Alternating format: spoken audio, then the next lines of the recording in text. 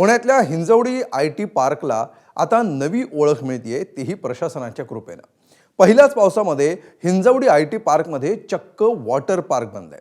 प्रशासनाचा भोंगळ कारभारामुळे काही मिनिटांच्या पावसानं सुद्धा हिंजवडी पाण्यामध्ये बुडतीये। त्यामुळे इथं वाहनं रस्त्यावरून धावतात की पाण्यातून वाहतात असा प्रश्न इथं काम करणाऱ्यांना पडतोय। पाहूया आमचा प्रतिनिधी नाझिम मुल्लाचा हा खास रिपोर्ट।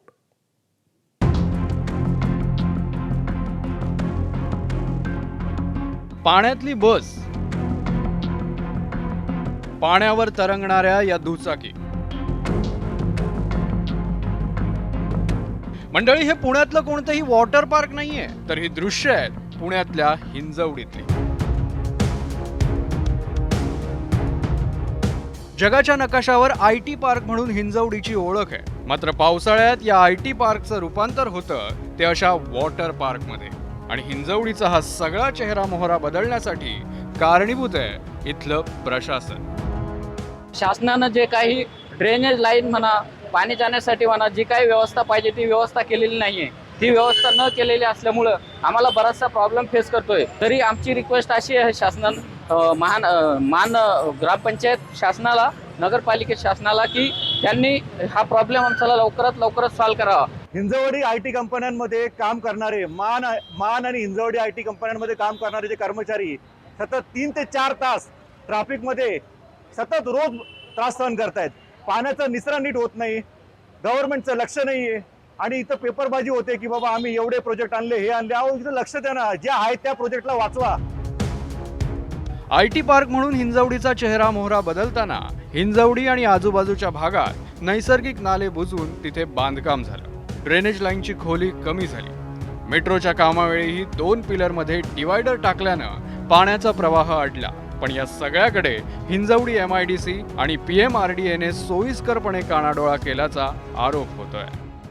MIDC अधिकारी आणि त्यांनी वरच्या लेवलनी संगनमत करून प्लॉटचे कन्व्हर्जन केलेले आहे आणि याचे रेसिडेन्शियल या कमर्शियलमध्ये नंतर कन्वर्ट करून हे अधिकाऱ्यांनी प्लॉट पदरात पाडून घेऊन या ठिकाणी बांधकामे, ओढ्याचे बांधकाम बुजून बांधकामं केलेली आहे। जवळपास ओढे बुजवलेले आता आमच्या माहितीनुसार तर 7 ते 8 नैसर्गिक ओढे यांनी बुजवण्याचे काम केलेले आहे। ते कन्स्ट्रक्शन तयार झाल्याच्या नंतर जे काय 2020-19 पासून जे पाणी जास्त नदीचं स्वरूप रस्त्यांना यायला लागलं, ते 2022-23च्या नंतर यावं लागलं, कारण ह्या बिल्डिंग बांधकामं उंचलून वरती आली। आणि आता तुम्ही पाहिला असाल की मागल्या हप्त्यात पाऊस भरपूर झाल्यामुळे ह्या इथं अगदी बस ही पाण्यातून पोहतच चालली होती। त्याचं कारण फक्त भ्रष्ट प्रशासन। हिंजवडीत छोट्या मोठ्या मिळून 270 कंपन्या आहेत। या कंपन्यांमध्ये दररोज 4 ते 5 लाख कर्मचारी काम करतात। पण पावसाळ्यात हिंजवडीतील अनेक रस्ते पाण्याखाली जातात।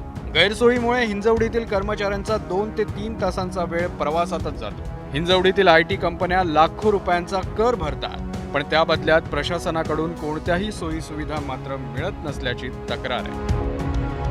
त्यामुळे इथल्या कर्मचाऱ्यांसाठी कायमस्वरूपी वर्क फ्रॉम होमचं धोरण अंमलात आणणार का, असा प्रश्न IT अभियंता संघटनांनी केलाय। गेली 10 वर्ष झालं आम्ही या विषयावरती भांडतो। इथला रस्ता असो, पाणी असो, कचरा, म्हणजे ज्या मूलभूत सेवा पाहिजेत त्या आम्हाला मिळत नाहीयेत।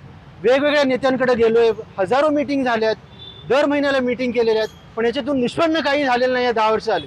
आता आम्ही ITNनी कामं सोडून रस्त्यावर उतरायचं का, हा माझा प्रश्न आहे सगळ्या नेत्यांना। हिंजेवाडीमध्ये गेले अनेक वर्ष आपण ट्रॅफिक असेल किंवा वॉटर लॉगिंगचा इश्यू फेस करतोय।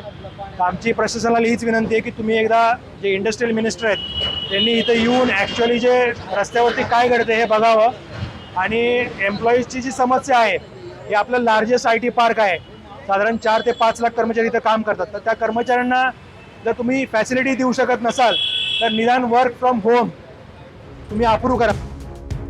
हिंजवडी IT पार्कनं जगाच्या नकाशावर देशाला एक वेगळी ओळख निर्माण करून दिली आहे। इथल्या IT कंपन्यांमुळे सरकारला भरमसाठ करही मिळतो, पण त्याच IT पार्कचं आपलं प्रशासन असं वॉटर पार्क करून पाहत आहे। ही परिस्थिती वेळीच हाताळली नाही तर भविष्यात इथल्या कंपन्या स्थलांतरित होतील आणि भावी पिढीलाही त्याचा फटका बसण्याची भीतीही व्यक्त केली जाते। नाझिम मुल्ला, ABP माझा, हिंजवडी, पुणे। ABP माझा, उघडा डोळे बघा नीट।